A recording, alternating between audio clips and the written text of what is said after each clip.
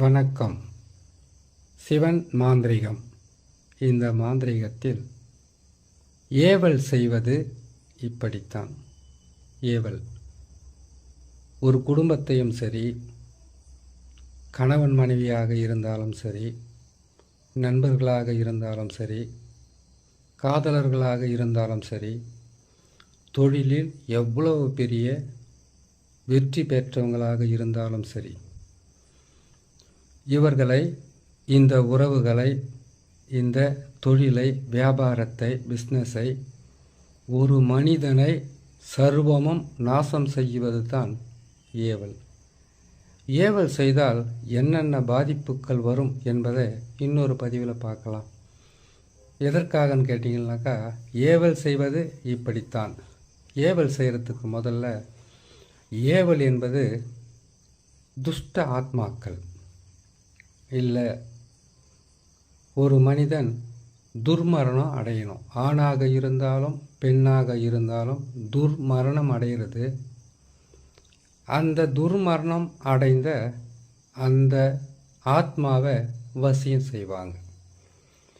வசியம் செய்கிறதுக்கு அந்த துர்மரணம் அடைந்த, துர்மரணம் என்னன்னா விஷம் குடித்து இறப்பது, இல்லை தூக்கு போட்டுக்கிட்டு சாகிறது, விபத்து ஏற்பட்டு சாகிறது, இல்லை அற்பாயுள்னு சொல்லுவாங்க. அற்பாயுள்னு கேட்டிங்கன்னாக்கா, ஒரு திருமணம் ஆவறதுக்கு முன்னாடி, திருமணம் ஆன பிறகு முதிர்ந்த வயது இல்லாமல் இளம் வயதிலேயே ஆசைகளும் தேவையும் நிறைவேறாமல் மரணம் அடைகிறவங்க தான் துர்மரணமாக இருப்பாங்க. அகால மரணம்னு சொல்லுவாங்க. இப்படி இறந்தவங்களை சில மந்திரங்களால், சில எந்திரங்களால், சில வகையான பொருட்களையும் வைத்து அந்த ஆத்மாவை மயானத்திலிருந்து இவங்க வசியம் பண்ணி எடுத்துக்குவாங்க. மாந்திரிகர்கள் செய்வதே மிகவும் கொடியது இதுதான். அந்த துர்மரணம் அடைந்தவங்களுடைய ஆத்மாவை வசியம் செய்து அதை வைத்து ஏவல் செய்வது. சும்மாவே ஏவல் என்பது சர்வசாதாரணமாக யாருக்கும் செய்திட முடியாது. அந்த நிறைவேறாத ஆசைகளால் துர்மரணம் அடைந்தவங்க, அகால மரணம் அடைந்தவங்க கொடூர குணம் கொண்டவங்களாக இருப்பாங்க.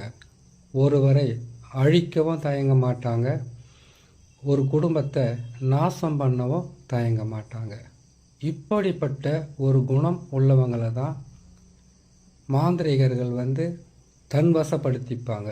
எப்படி வசியம் படுத்துகிறாங்க அப்படின்னாக்கா, இறந்தவர்களை அவங்கள கொண்டு போய் எரித்து காடாற்றுவாங்க. காடு ஆற்றுவதற்கு முன்பதாகவே அந்த சாம்பலை தலைப்பகுதியில் இல்லை மார்பு பகுதியிலிருந்து அவங்களுக்கு தெரிந்த வெட்டியான் யாராவது இருந்தால் அவங்கக்கிட்ட பணம் கொடுத்து அதை மட்டும் எடுத்துக்குவாங்க. அப்படி இல்லாமல் இருந்தால், இதுக்கு முன்னாடி எப்போவோ நூற்றுக்கணக்கான வருஷங்களுக்கு முன்னாடி கன்னி கழியாத பெண், திருமணம் ஆகாத ஆண் இறந்திருந்தால் அந்த சடலத்தை எடுத்து போய் குழித்தயலம் இறக்கினதா சில மாந்திரிக குறிப்புகள் இருக்குது. அதே மாதிரி தலைச்சம்பிள்ளைகளை செய்ததா மாந்திரிக குறிப்பு இருக்குது. இப்போ எல்லாம் அப்படி செய்தால் அரசாங்கத்தால் பல வகையான தண்டனைகளுக்கு உள்ளாவாங்க. அப்படி இல்லாமல் மந்திரங்கள், அதாவது மந்திர உபாசனைன்னு ஒன்று இருக்குது. நம்ம சொல்கிற ஒவ்வொரு மந்திரமும் நம்மளுடைய தலையை சுற்றி சுற்றி வந்து கொண்டே இருக்கும்.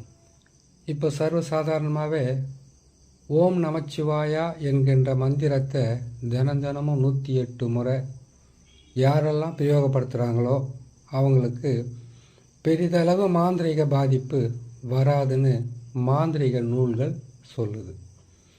அப்படி இருக்கும்போது அது எந்த திசையில் சொல்லணும், எப்படி சொல்லணும் என்ற விதிமுறை இருக்குது. இதே நமச்சிவாயம் என்கின்ற 5 எழுத்தில் 108 வகையான மாந்திரீகத்தை பயன்படுத்தலான்னு தான் இன்னொரு ஜோதிட நூலும் சொல்லுது.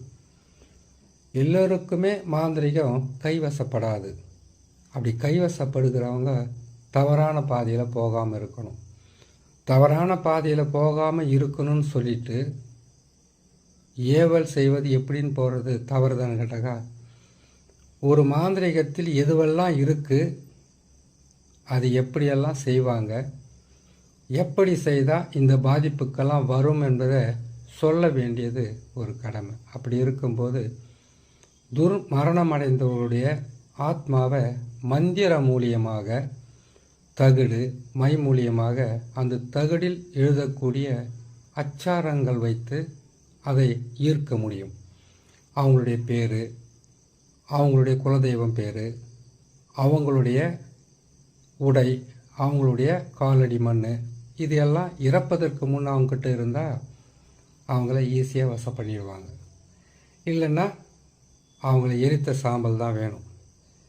இதை கொண்டு வந்து கட்டாயமாக ஒரு உருவ பொம்மையை செய்வாங்க.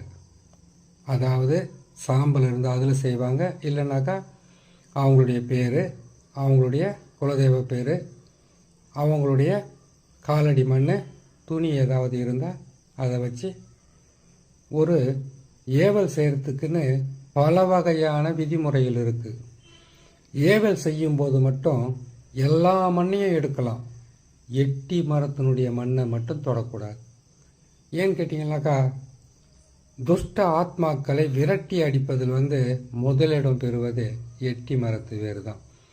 இந்த எட்டி மரத்தினுடைய கிழக்கு, மேற்கு, வடக்கு, தெற்குன்னு சொல்லக்கூடிய 4 வகையான திசையில் இருக்கக்கூடிய வேரும் 4 வகையான பலன்களை தரும்.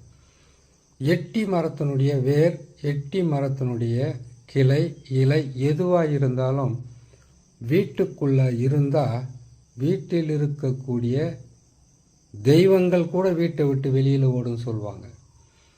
ஒரு வீட்டில் ஒரு செய்வன பாதிப்பு, இல்லை ஏவல் பில்லி சூனிய பாதிப்பு, இல்லை எவ்வளவோ மாந்திரிகத்தால் பாதிப்பு இருக்குன்னாக்கா, எட்டி மரத்தினுடைய கிழக்கு பக்கம் இருக்கக்கூடிய வேரை எடுத்துட்டு வந்து அதை 4 வகையான அஷ்டபந்தனமாக செய்து ஒரு வீட்டுக்கு 4 பக்கமும் இதற்குண்டான பலியுடன் சேர்த்து அதை புதைத்து வச்சிட்டாக்கா, அந்த வீட்டில் இருக்கக்கூடிய துஷ்டாத்மா மட்டும் இல்லை, அந்த வீட்டுக்கு குலதெய்வமே வராத அளவுக்கு வேலை செய்யும்.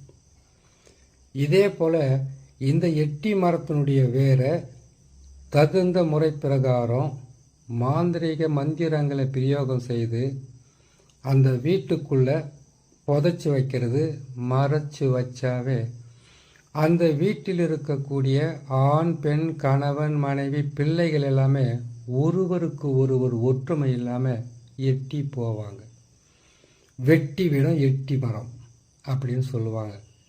குலதெய்வம் வராது, குலத்தை காக்கின்ற தெய்வம் வராது, இறந்தவர்களுடைய ஆத்மா கூட வீட்டுக்கு வராத அளவுக்கு விரட்டி அடிப்பது தான் எட்டி. சரி, விளக்கம் போதும். இப்போது ஏவல் செய்கிறது எப்படின்னு போட்டுடலாம். ஏவல் செய்யணுன்னாக்கா முதலில் நம்ம செய்யக்கூடியது இந்த சாம்பல் இல்லை அவங்களுடைய இதெல்லாம் எடுத்து வச்சுக்கிட்டு இறந்தவங்களுடைய காலடி மண், துணி, அவங்களுடைய தலைமுடி, இதையெல்லாம் எப்படி நம்ம எடுக்க முடியும்னு கேட்டிங்கனாக்கா, அதுக்கு தானே வெட்டியாக இருக்காங்க. காலடி மண், தலைமுடி, துணி, அவங்களுடைய பேர், இது எல்லாம் ஒரே டைமில் கிடைக்குமான்னு கேட்டாக்கா, இதில் ஏதாச்சும் ஒன்று கிடைச்சா போதும் ஏவல் செய்கிறதுக்கு. இதை எடுத்து இந்த எட்டி மரத்தினுடைய வேர் பக்கத்தில் இருக்கக்கூடிய மண்ணை தவிர முச்சந்தி மண், இடுகாட்டு மண், புத்து மண், அது மட்டும் இல்லாமல் ஒரு மனிதனுக்கு எந்த திசையில் போனாலும் முக்கூட்டு வழி மண்ணுன்றது தாண்டி தான் போவாங்க. அந்த மண்ணையும் எடுத்து இதனுடன் அரிசி மாவையும் சேர்த்து இல்லை புத்து மண்ணை சேர்த்து உருவ பொம்மையை செய்வாங்க. உருவ பொம்மையை செய்து இதுக்கு எதையெல்லாம் சேர்ப்பாங்க தெரியுங்களா? 5 வகையான கள்ளிப்பால் சேர்ப்பாங்க. அதோடு சேர்ந்து பன்றியோட உதிரும். இதோட முள்ளம்பன்றியோட அதனுடைய மலம், குடல், பிச்சு இது எல்லாமே ஒன்றா சேர்த்து ஏவல் பொம்மையை உருவாக்குவாங்க. இந்த பொம்மையை உருவாக்கிட்டு இதுக்கு கள்ளிப்பாலுடைய கள்ளிச்செடியினுடைய பாலும் பன்றியோட உதிரமும் சேர்த்து நல்லா பிசைந்து ஒரு உருவ பொம்மையை உருவாக்கி அந்த உருவ பொம்மைக்கு கண்ணில் பார்த்தீங்கன்னாக்கா ஒவ்வொன்றுக்கும் ஒவ்வொரு பொருளை வச்சு உருவாக்குவாங்க. இதை உருவாக்கி இதுக்கு உண்டான பூஜை விதிமுறைகள் பிரகாரம் இதுக்கு அருகம்புல், எருக்கம்பூவு, இந்த வகையான எல்லா வகையான மலர்களையும் அதுக்கு பூஜை செய்து அதுக்கு பிறகு தான் அந்த உருவத்துக்கு சிவப்பு துணி இல்லை கருப்பு துணி இதை பயன்படுத்துவாங்க. இதை பயன்படுத்திட்டு அதுக்கு உண்டான மந்திரத்தை அவங்களுடைய பேரோடு சேர்த்து சொல்லுவாங்க. அப்படி சொல்லும்போது அந்த ஏவல் பொம்மைக்கு அந்த ஆத்மானுடைய சக்தி இழுக்கக்கூடிய ஒரு மிகப்பெரிய ஒரு சக்தி வந்துடும். அந்த சக்தி வந்த உடனே தன்னுடைய கட்டுப்பாட்டுக்குள்ளே அதை வச்சுப்பாங்க. அதை வச்சு அவங்களுக்கு இதை செய்யணும் இப்படி செய்யணுன்றதெல்லாம் சொல்ல ஆரம்பிப்பாங்க. அதுவும் செய்ய ஆரம்பிக்கும். இது சும்மாவே அந்த ஏவல் பொம்மை செய்திடாது. ஒவ்வொருத்தருக்கும் ஒவ்வொரு ஆசை இருக்கும். ஒருத்தருக்கு நல்லா சாப்பிடணும்னு ஆசை இருக்கும், இறந்த அந்த துஷ்டாத்மாக்கு. இல்லை ஒருத்தரை பழி வாங்கணுன்ற ஆசை இருக்கும். ஒரு சிலருக்கு நல்லா மது அருந்தணுன்ற ஆசை இருக்கும். ஒரு சிலருக்கு நல்லா மாமிசம் சாப்பிடணுன்ற ஆசை இருக்கும். ஒரு சிலருக்கு ஆண் பெண் சேர்க்கை மேலே மிகப்பெரிய ஒரு ஈர்ப்பு இருக்கும். ஒரு சிலருக்கு கலகம் மூட்டி வர்றது, சண்டை போடுறது, இரத்த காயங்களை ஏற்படுத்துவது, அப்படின்னா விபத்துக்களை ஏற்படுத்துவது, இதே போல் இன்னொருத்தர் துர்மரணம் அடைகிறதுக்கு வழியை காட்டுவது, இப்படியெல்லாம் ஒவ்வொரு துஷ்டாத்மாக்களுக்கும் ஒவ்வொரு அகால மரணம் அடைந்தவங்களுக்கும் துர்மரணம் அடைந்தவங்களுக்கும் கட்டாயமாக ஆசைகள் இருக்கும். அந்த ஆசைகளை இவங்களுடைய வழிக்காக அந்த ஆசைகளை நிறைவேற்றுற மாதிரி அவங்கள பழி வாங்க சொல்லுவாங்க.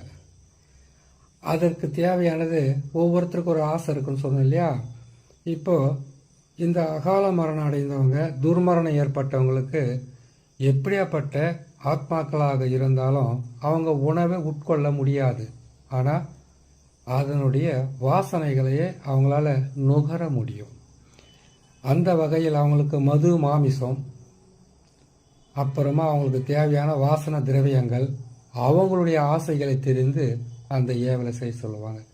ஒரு குடும்பத்தில் கணவன் மனைவியை பிரிக்கணுமா, இந்த ஆத்மாக்களை ஏவல் விடுவாங்க. இதை எப்படி ஏவல் விடுவான்னு கேட்டிங்கனாக்கா, முதல்ல முழுமையாக சொல்லிடுறேன்.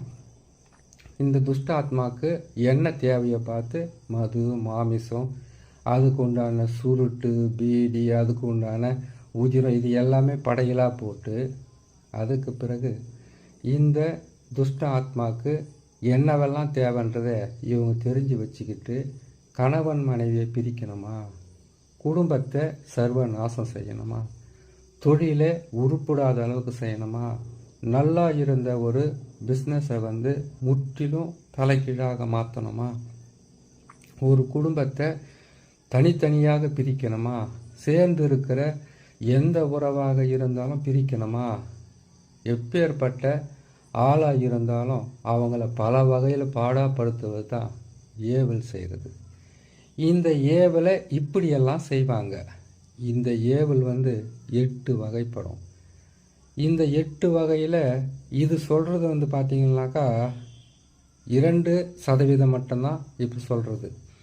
மீதி கொடுமையாக இருக்கும், சர்வசாதாரணமாக இருக்கும். ஒவ்வொரு பதிவிலும் ஒவ்வொரு ஏவலை பற்றி நம்ம சொல்லலாம். இப்போது இந்த ஏவலை பொறுத்த வரைக்கும் ஒரு குடும்பத்தை இவங்க நாசம் பண்ணணும்னு நினச்சாங்கன்னாக்கா செம்பு தகடு இல்லைன்னா இரும்பு தகடு, இந்த தகட்டில் 6 வகையான கோடுகளை கிழித்து அந்த 6 வகையான கோட்லேயும் 8 வகையான எழுத்துக்களை போடுவாங்க. நசி நசி, பிரி பிரி, மசி மசினெல்லாம் எழுதுவாங்க. எழுதிட்டு இதுக்கு என்ன பண்ணுவான்னு கேட்டிங்கன்னாக்கா பல வகையான சுத்திகரிப்பும் செய்துட்டு உதிரத்தாலையும் சுத்திகரிப்பு செய்துட்டு அதுக்கு பிறகு என்ன செய்வாங்கன்னு கேட்டிங்கன்னாக்கா அவங்களுடைய பேரையெல்லாம் அந்த மந்திர எழுத்துக்களோடு சேர்த்து இவங்களெல்லாம் வந்து இன்னாரை இப்படியெல்லாம் வந்து அழிக்கணுன்ற பேரை எழுதி அந்த ஏவல் பொம்மையினுடைய மார்பு பகுதியில் கால் பகுதியில் செய்கிறது ஒன்று இருக்குது, முழங்கால் பகுதியில் செய்கிறது ஒன்று இருக்குது, இடுப்பு பகுதியில் செய்கிறது ஒன்று இருக்குது, மறைமுகஸ்தானத்தில் செய்ய வேண்டிய பலன் ஒன்று இருக்குது, வயிற்றில் செய்கிறது ஒன்று இருக்குது, மார்பகத்தில் செய்கிறது ஒன்று இருக்குது, புஜத்தில் செய்கிறது ஒன்று இருக்குது, 2 கையிலையும் செய்கிறது ஒன்று இருக்குது, கழுத்தில் செய்கிறது ஒன்று இருக்குது, வாய் வழியாக வாய்க்கட்டு போடுறதுக்கு உண்டான வழி இருக்குது. அதே போல் கண்களை கட்டுறது, தலைப்பகுதியை வச்சு உயிரை வாங்கிறது, இப்படியெல்லாம் பல வகையில் இருக்குது. இதில் எந்த பகுதியில் வந்து அவங்க தகடை வச்சு அந்த ஏவல் விடுறாங்கன்றது தான் பெரிய விஷயமே. ஆனால் சுருக்கமாக மார்பு பகுதியில் வச்சு செய்தால் அது மிகவும் கொடுமையாக இருக்கும். மார்பு பகுதியில் வச்சு செய்துட்டு ஏவல் மந்திரங்களை பிரயோகம் செய்வாங்க.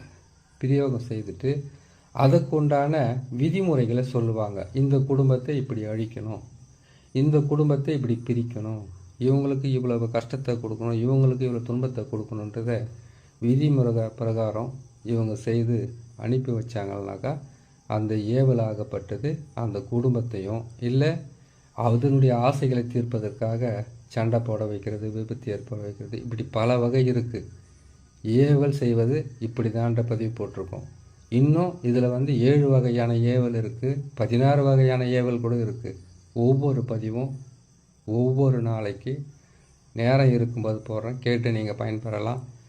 தெரிஞ்சவங்க ஏவல் செய்கிறதுக்கு ரொம்ப ஜாக்கிரதையாக செய்யணும். கொஞ்சம் தவறினாலும் ஏவல் செய்யணும்னு நினைக்கிறவங்களையும் செய்கிறதுக்கு பொருட்களை சேர்க்குறவங்களையும் அழிக்க ஆரம்பிச்சிடும். மிக கவனமாக இருக்கணும். இதை செய்யணுன்னா இந்த மாந்திரிகத்தில் வந்து மிகவும் முக்கியமானதுன்னு சொல்லப்போனால் ருத்ரன், காளி, இவங்களுடைய உபாசனையும் இவங்களுடைய அனுக்கிரகமும் இவங்களுடைய விருப்ப பிரகாரம் இருப்பவங்களுக்கு கட்டாயமாக ஏவல் என்பது சித்தியாகும். ஆனால் ஒரு குடும்பத்தை அழிக்கிறது, ஒரு குடும்பத்தை நிலைகுலைய செய்வது, ஒரு குடும்பத்தில் இருக்கக்கூடிய நல்ல உறவுகளை பிரிக்கிறது பாவம். ஆனால் இதெல்லாம் இருக்குது என்பதை ஒவ்வொரு பதிவாக போடுறேன்.